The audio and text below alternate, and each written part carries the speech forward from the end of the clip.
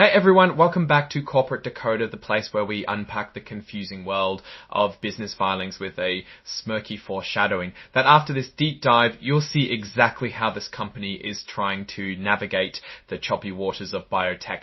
Today we're dissecting Calidi Biotherapeutics' latest SEC filing, the S-1, a document that lays out their plan to raise capital by selling new units of their company. Think of it as their financial pitch to Wall Street, and we're here to decode it for you.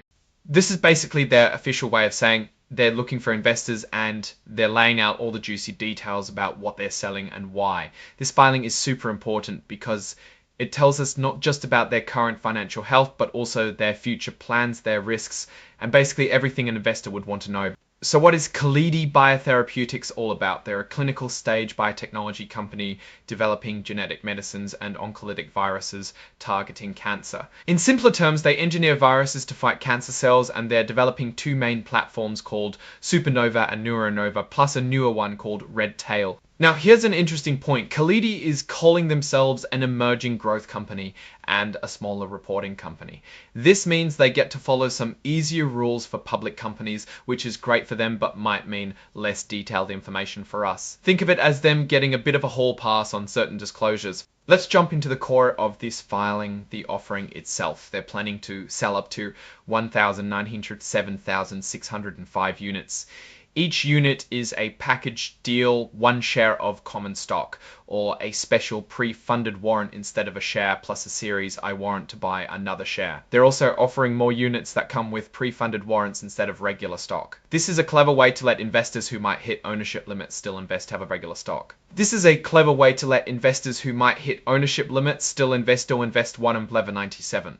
A sexo-fregular way to let investors who might hit ownership limits still invest and investors crew fund away. To let investors who might hit ownership limits still invest or invest. You can find their stock under CLD on the NYSE American. On August 8th, the price was $5.01 a share, which is the assumed price for this offering. It's also noteworthy that some of their own executives and directors are planning to buy in. That can be a good sign showing they believe in their own company, but it's not a guarantee. Let's talk about the money, the most important part for many of you. Looking at their financial snapshot on June 30th, they had about $5.3 million in cash. That might sound like a lot, but remember they're a biotech company and developing drugs is incredibly expensive. And here's a big number. Their accumulated deficit was about $132.4 million at the end of last year. This means they've spent way more money than they've made since they started. For the first half of 2025, they lost $10.80 million. That's a significant loss. This is a huge risk factor for them. Their whole business hinges on these specific platforms working. If they don't pan out, their business could be in serious trouble. It's like betting on a single horse in a race with many runners. This is a recurring theme and a major risk factor. They're essentially saying they don't have enough cash to keep going for long without more money. If they can't raise it, they'll have to cut back or even stop operations. That's a pretty stark warning. And they're not shy about expecting more pain ahead. They anticipate more losses for the foreseeable future. Building a biotech company is a long and costly road. Here we're moving on to their competitive landscape. This is a pretty standard risk for any company, but for biotech, it's critical. They're up against big players like AstraZeneca, Bristol, Myers Squibb, and Pfizer. The race to develop new treatments means they need to be faster and better or risk being left behind. Getting a drug approved is a marathon, not a sprint. The FDA has a complex and unpredictable review process, and any delays could be devastating. This is a crucial hurdle for any pharmaceutical company. Check out how they're managing their money. They've committed to significant lease payments for their facilities. These are ongoing costs they have to manage. Interestingly, they classify their warrants as liabilities. This means their value can fluctuate, which impacts their reported financial results. It's a bit of accounting wizardry that can make their numbers look different depending on market conditions.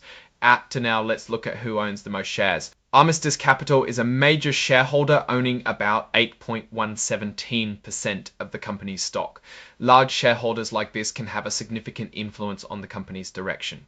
This section talks about the actual units they're selling. It's a bit complicated with common stock units and pre-funded warrant units. Essentially, they're packaging shares and warrants together. The pre-funded warrants are designed to help investors who might have ownership restrictions. Now, this is where the deal brokers come in. Ladenburg, Thalmann, and Laidlaw and Company are the underwriters. They'll be helping Calidi sell these units to the public. The underwriters get a hefty 9% commission on what they sell. That's their fee for taking on the risk and effort of selling these securities. Their stock is listed on the NC American, so that provides some level of transparency and regulation, but the warrants themselves aren't listed and don't have a public market, which limits their liquidity. Looking at executive compensation, we see that some of these leaders like Alan Kamasa and Wendy Pizarro Campbell received significant stock awards. This is typical for executives in this industry, meant to align their interests with shareholders. This part is about protecting their directors and officers legally so they don't have to worry about personal liability for every business decision. It's a standard clause but important for attracting and retaining talent. They have an audit committee formed with Alan Stewart and James Skonek, and James Skonek is considered an audit committee financial expert. This committee is crucial for overseeing financial reporting and making sure everything is on the up and up.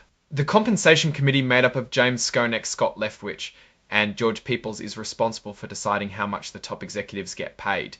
They are all independent directors, which is good for objective decision making.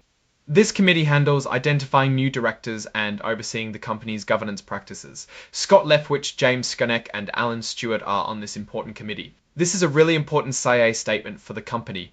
They're basically saying that there could be unknown risks out there that could hurt their business. It's a standard but crucial disclaimer in any SEC filing. This is a big red flag. They're admitting that their survival as a company is in doubt based on their current financial state. It means they really need this offering to succeed.